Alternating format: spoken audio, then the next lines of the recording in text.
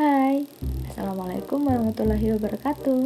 Perkenalkan, nama saya Agi Nur Kajayanti dari Fakultas Ekonomi, Prodi Manajemen. Di sini saya akan menerangkan kinerja dan budaya organisasi. Apa itu kinerja organisasi?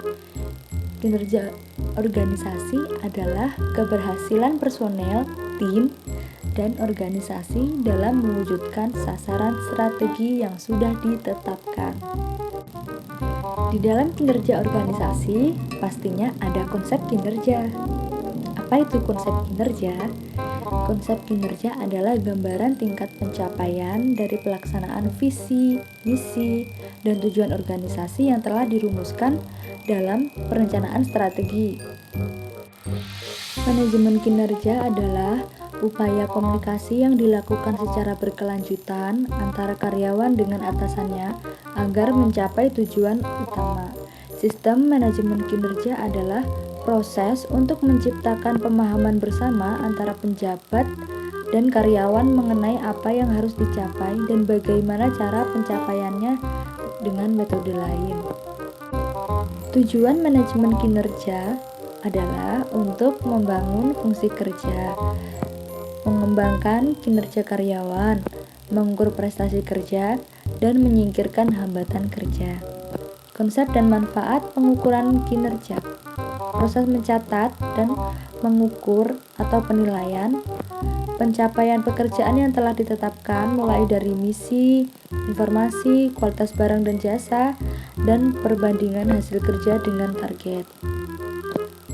Dan manfaat dari kinerja adalah memberikan kepuasan pada pelanggan, mengurangi pemborosan, mendalami sasaran strategis, mengurangi hambatan kinerja, perkembangan barang dan jasa, mengurangi risiko dan ketidakpastian. Seperti itu. Ada juga budaya organisasi.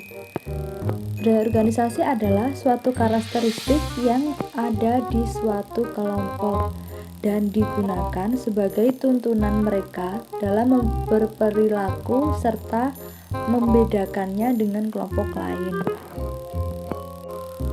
Menurut Noy dan Mondi, budaya organisasi juga terbagi menjadi dua tipe. Pertama, budaya organisasi yang terbuka dan partisipatif. Budaya organisasi yang terbuka dan partisipatif ini ditandai dengan adanya pencapaian tujuan hasil yang tinggi dan didukung dengan adanya rasa saling percaya pada bawahan, sifat komunikasi yang terbuka, kepemimpinan yang suportif dan perhatian penuh, menyelesaikan masalah bersama, otonomi pekerja, dan berbagai seluruh informasi yang ada. Yang kedua adalah budaya organisasi yang tertutup dan autokratis. Karakteristik dari jenis ini adalah adanya pencapaian tujuan pada hasil yang tinggi, tapi pencapaian ini akan lebih dinyatakan dan dipaksakan di dalam organisasi dengan sifat kepemimpinan autokrasi yang kuat. Ada beberapa contoh budaya organisasi yang akan disebutkan sebagai berikut. 1. Budaya administrasi. Hal surat menyurat, masuk dan keluarnya barang, pendapatan gaji karyawan, dan hal lainnya demi memperlancar performa perusahaan. Kedua, kedisiplinan. Hal ketetapan dalam menyelesaikan pembeli, budaya ramah kepada pembeli, tidak telat datang ke kantor, dan lain-lain. Ketiga, pembagian wewenang yang jelas, memaksimalkan performa anggota agar tidak terjadi kebingungan.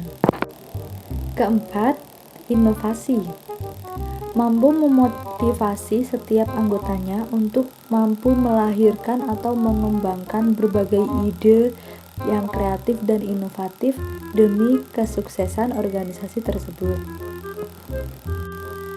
Budaya prestasi, achievement culture atau budaya prestasi adalah sebuah budaya berorientasi hasil yang menghargai daya asing, inisiatif pribadi, dan prestasi.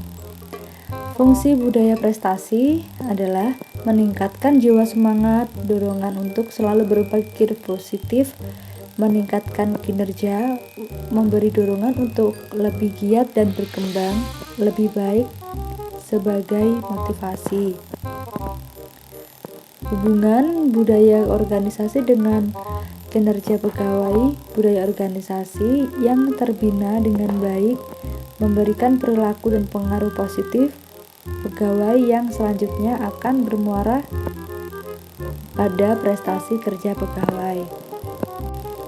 Pengaruh positif budaya yang terbina dengan baik yaitu menjadi berkah dalam hubungan sosial, identitas organisasi yang kuat, citra atau nilai lebih, kerja karyawan maksimal, dan lain-lain. Sekian dari saya, bila ada kurangnya mohon dimaafkan. Wassalamualaikum warahmatullahi wabarakatuh. Dah. Behentes Kiene. Konsep kinerja. Konsep